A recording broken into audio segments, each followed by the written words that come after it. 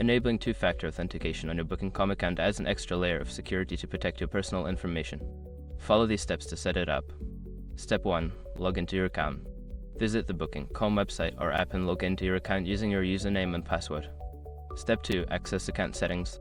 Once logged in, navigate to your account settings. Look for an option labeled Account or Profile in the menu.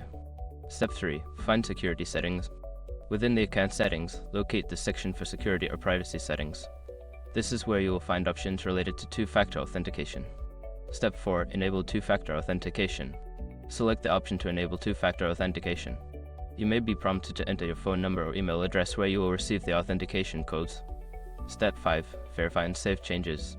Follow the prompts to verify your chosen method of receiving codes, such as entering a code sent to your phone.